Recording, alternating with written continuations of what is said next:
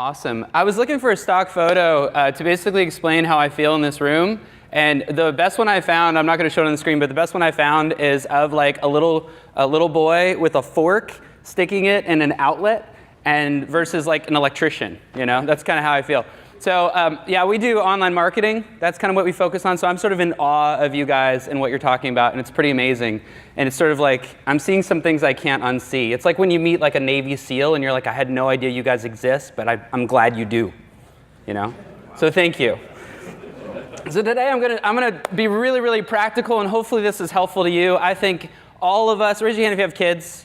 I have 2 kids, right? And what I would love to do is work less and spend more time with my kids, right? You agree? Okay, so this is gonna help you. Yeah, maybe, depends on if they're teenagers shopping at Target, right? So how to find 7 extra hours, and I did the math. And I do not have a PhD in math or computer science, but the math adds up to more than 7 hours. So how to find 7 hours every single week. I'm going to go fast. My Twitter handle's right here, and Keith is going to send out the notes. So here we go. First one is the Carpe Day commute. Let's talk about that real quick. Isn't that great? Carpe Day commute. Seize the day. Seize your commute. Raise your hand if you have a commute more than 10 minutes. Awesome. Okay, so you have an opportunity. I know this is small. A lot of us, what we do on our way to work is we let the radio decide, right? We listen, and even if it's like a podcast or XM or whatever it is, we just sort of let them decide what we're going to do during our commute. I used to do that as well. And instead, what I've found is that the car is like this special time, especially when you have little kids, a special time to really get set for the day. So a couple tips real quick. The first one is to plan your day in the car. I'm a Mac guy. I use Evernote. Raise your hand if you use Evernote. Nice, we have something in common. That's amazing. So I just use Siri and I just talk in Evernote and I'm like, okay, today here's what I got to do. I've got to do this and I've got to do this. And it just gets me kind of psyched up for the day. But I also notice that I say some things in that little note that it transcribes it. So I'll read through it and I'll go, oh, I should use that text in that email. So I'm not sitting in front of my computer trying to think of how to like word the report. I just say it out loud in the car. I might say it 3 different times and that 3rd time is the right way to say it. So I really take advantage of, I love traffic because I write more in traffic. I love getting slowed down. I love when I get to a stop sign because I'm like, okay, great. I can actually get a little bit more work done in a safe way. So plan your day in the car. Another one is to listen to inspirational audiobooks or podcasts. I love audible.com, and I found out that you can, there's unlimited returns at Audible. I had no idea.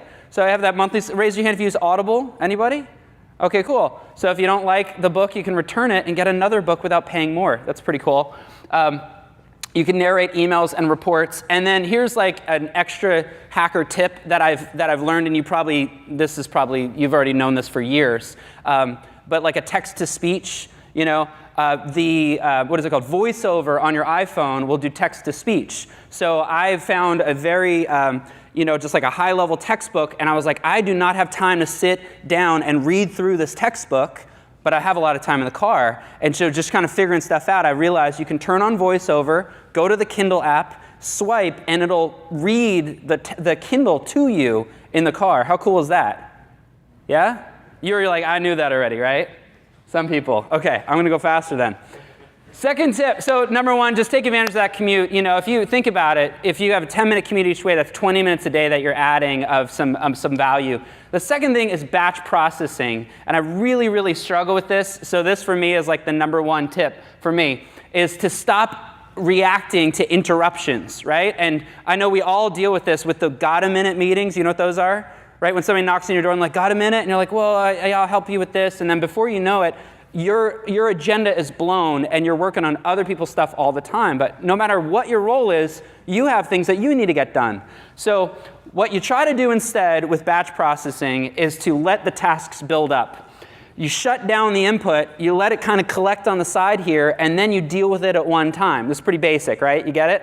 Okay, so as an example, printing. I found out when I was working in an office, I would print something, I'd walk over to the printer, I'd pick it up, I'd walk back. That alone, if I just waited and put it in a queue and then sent it all at the same time to just do it one time, just leaving my desk to go over there and then I say hi to somebody and then something's going on with the printer, it was a lot of time every single day. Now this isn't going to completely revolutionize your life, but if it saves you 10 minutes a day or 20 minutes a day, that would be valuable.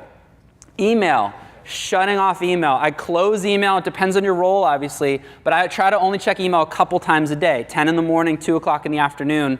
And when I check email, there's a lot there. But then you kind of get in this mindset. I'm going to go through email right now, just kind of go through it, star the important, archive the rest, and deal with the stars. That has saved me half an hour every single day since I implemented that. So if you're the kind of person that answers email all day long, if you're able to get out of that, it really can change your life and save you a lot of time.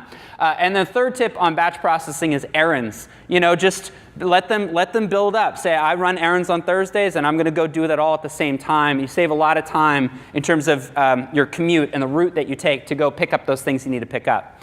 3rd out of 5, almost done. 3rd out of 5 is to plan your day the night before. So instead of getting to the office like, what do I need to do today and what are my tasks? Before you leave the office, you write out your 3 most important tasks. Now that sounds so simple, but what I've found is I just have this extra level of peace. When I'm playing with my kids at night, or I'm trying to enjoy the day, the evening with my wife or whatever it is, I know there's a to-do list waiting at work, so I'm not having to think about it. I'm like, you know what? It's already there. It's waiting for me. So when I show up into the office, all I do is I go, there's my to-do list. I wrote it when I was thinking about what do I need to do tomorrow.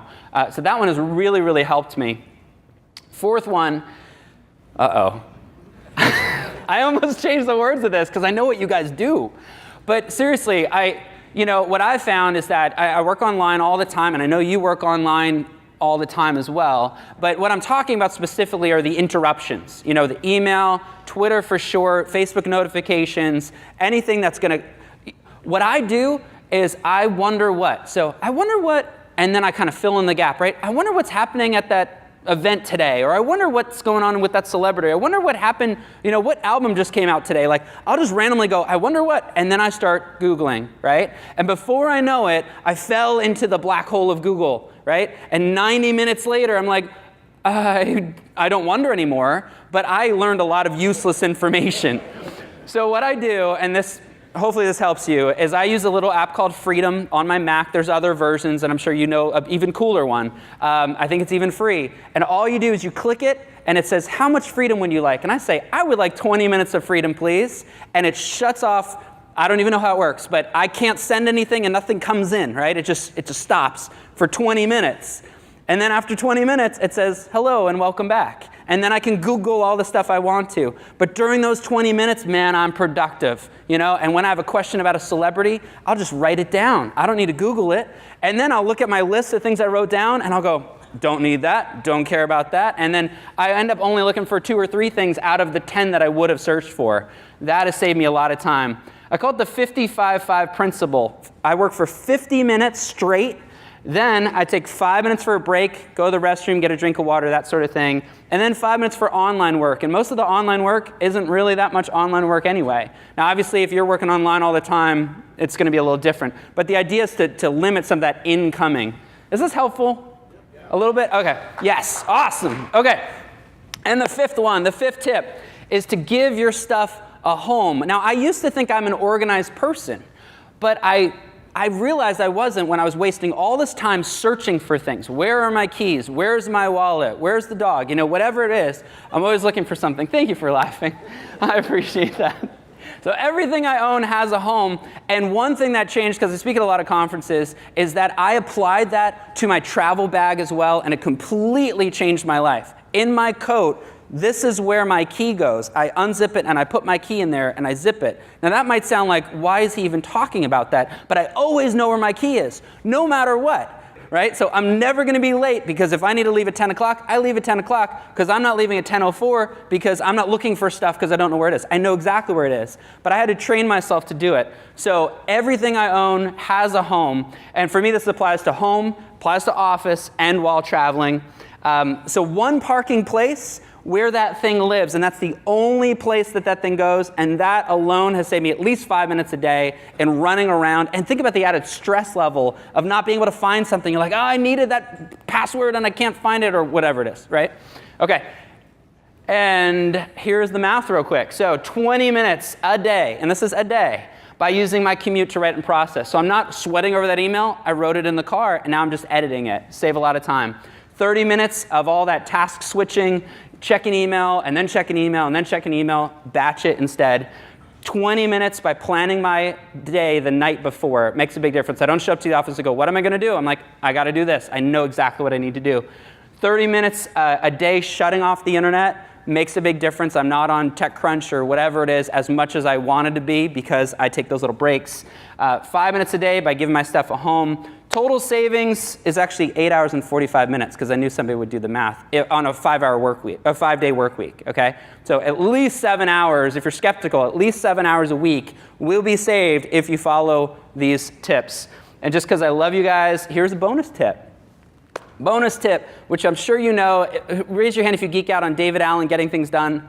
Of course you do, yes. So context-based lists. So on my phone, I use OmniFocus, but whatever you happen to use, I have a different list for everything. So I have a list for my wife, right? At Julie. I have a list for the office, at office. I have a list for errands, at errands. And then in my head, when I'm working on something, I'm like, oh, I got to run that errand. I open up the list of errands, and I add it to that list. And then when I'm like, it's time to run errands, I don't go, oh, what do I need to get? I need to get that. And I don't use this anymore. I use the phone. And the phone tells me exactly what I need to do. And so same thing, I'm talking to my wife, and I'm like, hey, I don't forget those things anymore because I just open up the list and go, hey, I got to ask you about this, and can you tell me about this? And we just go down the list. Context-based lists have completely changed my life. And I'd encourage you to try to train other people because when they start using them, it makes a big difference in the way that we communicate. So thank you so much. That's me on Twitter right there. And thanks for having me. Really great to meet y'all.